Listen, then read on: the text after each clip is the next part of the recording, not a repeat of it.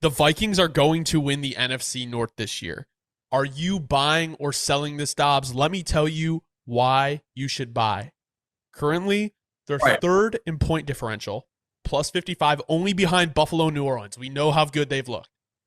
Sam Darnold, the same Sam Darnold who said he was seeing ghosts. Every day was October 31st for him when he stepped on that football field. He was seeing ghosts. He is top 10 in passing touchdowns, quarterback rating, yards per attempt, completion percentage over expected, EPA per dropback, air yards per attempt, a top 10 PFF graded passer, top 10 in big time throw percentage, and top 10 in average depth of target. This is Sam Darnold. Sam Darnold is top 10 in all these categories. Finally, if we want to look over the defensive side of the ball, okay, there's going to be some other stats on the screen that you guys can look at. They're fourth in EPA per play on defense, and they lead the league in quarterback pressures by 8. By 8.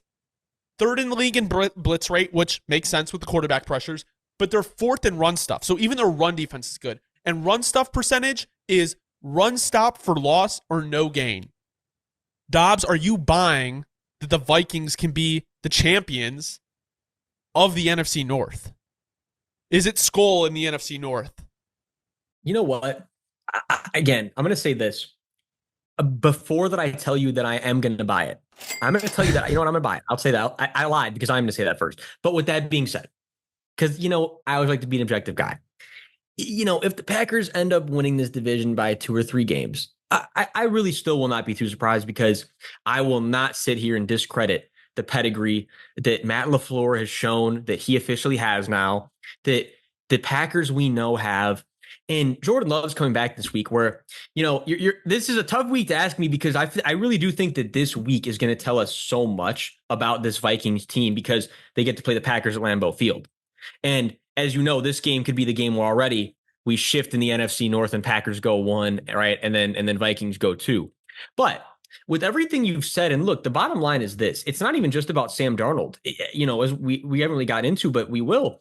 It is the fact that right now Brian Flores has these Vikings looking like the vintage Patriots out here on defense. And I mean the best Patriots defenses of the Tom Brady era in New England. I mean, this is the Brian Flores at his very best. This is the Brian Flores that he got hired to be the Dolphins head coach for, right? And we're a little throwback here, but this defense is absolutely humming. They have quarterbacks absolutely baffled right now. But to maybe transition that into something where, again, it makes it not hard to buy, because truthfully right now it's not hard to buy, but where down the road I can see it being an issue, is that when you're such a blitz heavy team, and you're so simulated pressure heavy, which the Vikings are, sometimes it is only a matter of time before really good offensive coordinators can start to say, all right, we're going to figure that out, and we're going to start to really hit you deep on these. But at the same time, if teams don't, look, the bottom line is, Hunter, the Vikings are humming. The offensive line is playing fantastic. The receivers are stepping up. Aaron Jones is playing fantastic football. The run game is so much better than last year. I think that's such a huge part of their success. No, absolutely. Yeah. Bringing in Aaron Jones was a humongous W. But yeah, and on top of all this, yeah, Sam Darnold's playing fantastic ball. And yeah, I'm gonna let you keep going from here, because I want to let you get more of your points, and I'll counter off what you're saying. But again, I'm gonna be crystal clear. The bottom line for me is it's easy to buy right now, but down the road, I'm not going to sit here and pretend like I'm surprised if the Packers end up winning the NFC North, because truthfully, I do expect them to make the run at it, as we know. That's the Packers pedigree. Jordan Love's going to come back hot. And this week really is going to tell us so much about both of these teams. So here's my thing about the Packers. I think they actually have a realistic shot to beat them, because, the Packers have allowed 5 passing touchdowns, which is tied for 5th most, which includes or 5 passing. Oh, I'm all over the place. 5 passing touchdowns, which is tied for the 5th most. All right. Justin Jefferson has scored a touchdown in all 3 games this year. Sam Darnold has scored 2 touchdowns in every game this year. And Justin Jefferson, who's going to be going up for the most part against Jair Alexander, has totaled the 2nd most receiving yards against man coverage this season, right? So I got a little insights on the side, right? So I'm trying to give some look into what this Sunday could be. And I'm assuming Jordan Love is going to play. It's trending towards, and you know what that means. 9 out of 10 times expect to see Jordan Love. If we were to simulate the week, expect to see him out there. And I understand wanting to play him, but going against the team that is so blitz heavy, especially coming off an injury that Brian Flores is going to abuse the blitz against Jordan Love, because they're probably not going to want him moving around a ton, right? Especially coming off the injury. That was something I would be concerned about. I do agree with you, though, in terms of the simulated pressure.